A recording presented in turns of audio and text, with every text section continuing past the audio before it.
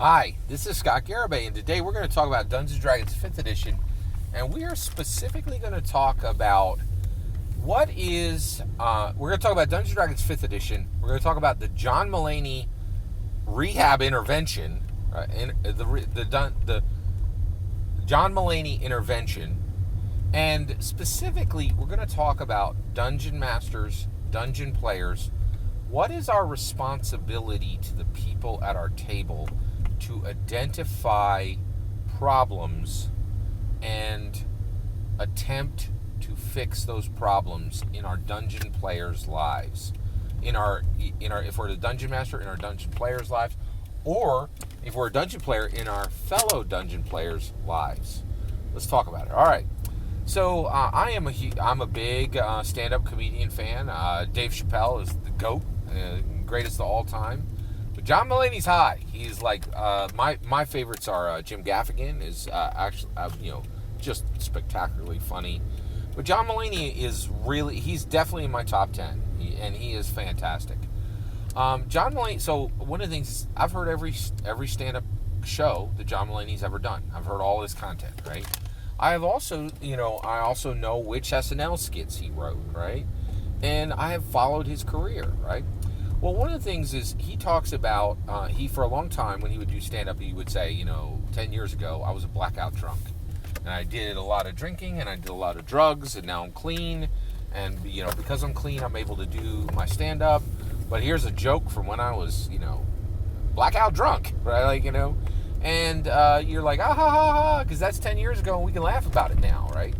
Well, here's something that really is fascinating. So John Mulaney was moving along, and he was, moving along with his career, doing great, doing lots of writing gigs, lots of him showing up on shows. He did he made a tight 1 hour and did, just a tremendous stand-up special.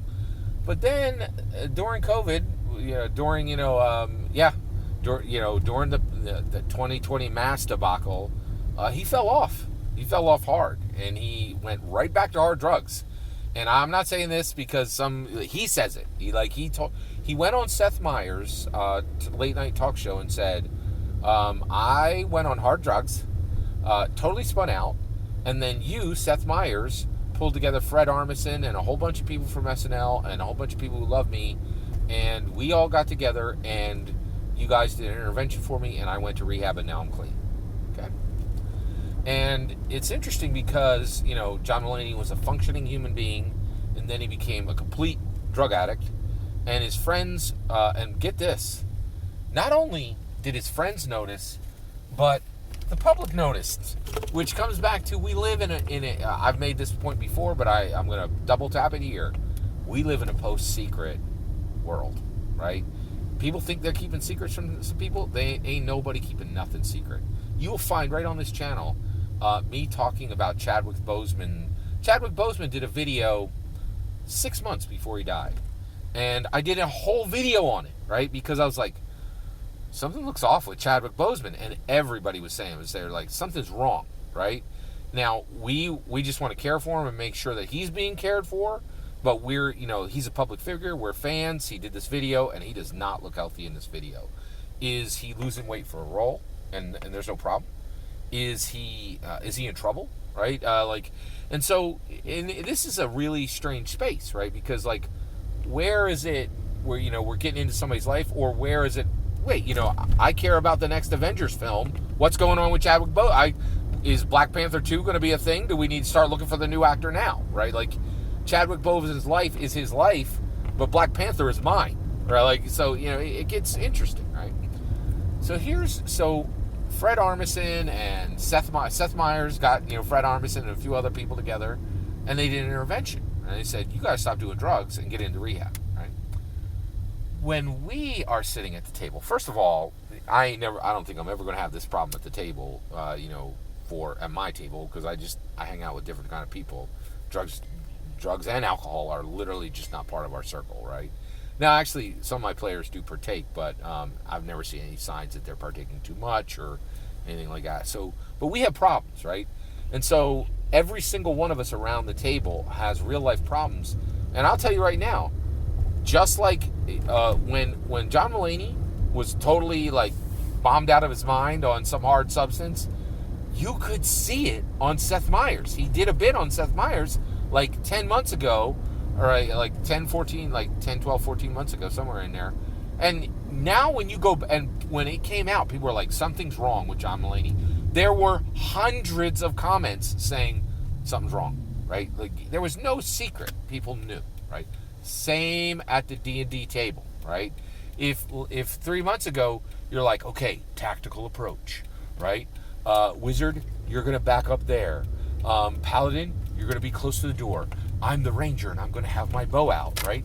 But then next week, that guy's like, the ranger's like, I'm going to kick in the door. I'll give an F if the rest of you follow. Leroy Jenkins, woo! You're like, wait a second. This guy was a tactical player last week, but this week, it's just kick in the door and run in. Right? Is something wrong, right? Now, if there's 1 week of that, you shouldn't be saying anything. But if there's 2-3 weeks of that, right, you might want to start watching carefully. And if you get to 2 months where you can see your friend is not talking the way they used to talk, they are sad or introspective, or they're starting to miss games or things like that, what is our responsibility as dungeon masters to intervene in the lives of our dungeon players, right? Here's my answer, and then I want yours, all right? First of all, don't do anything for 3 months. I feel like, people's lives are up and down, right? So if they have a bad week, no big deal. And if that goes into 2-3 weeks, you need to watch for a pattern. You literally should start writing notes to yourself saying, hey, I think something could be wrong with this player, right? Then at a month, if they are acting very differently, right, and the changes are negative, then you need to start looking for a pattern. And when you determine what that pattern is, then you're going to identify their problem, right?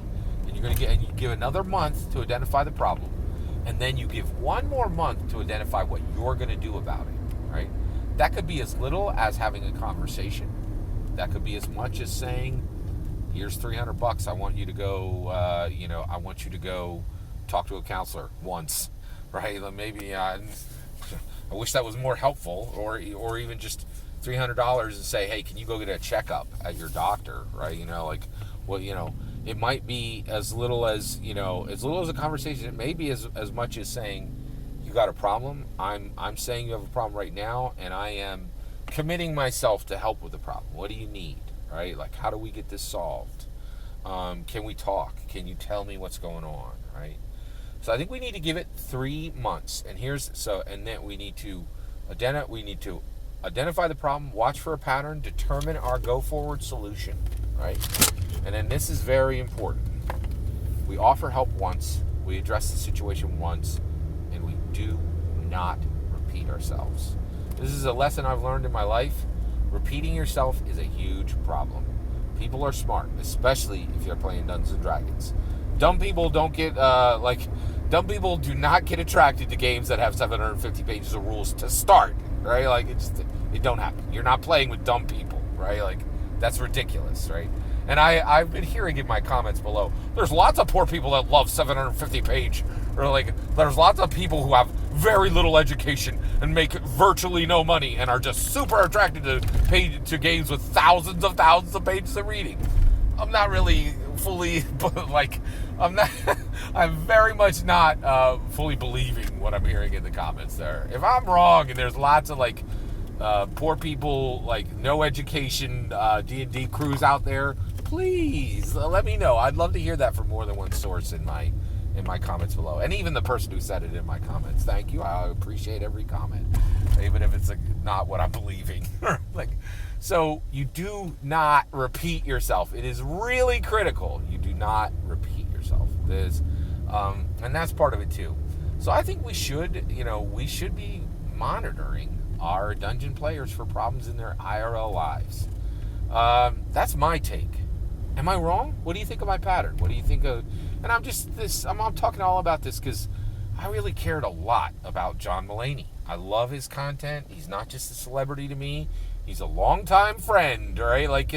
He consistently delivers me laughs and joy. And when I found out that he was completely strung out, and I was upset. Right? I was like, and so I wanted to turn this into, something useful for us at the table. That's my approach. What would you do?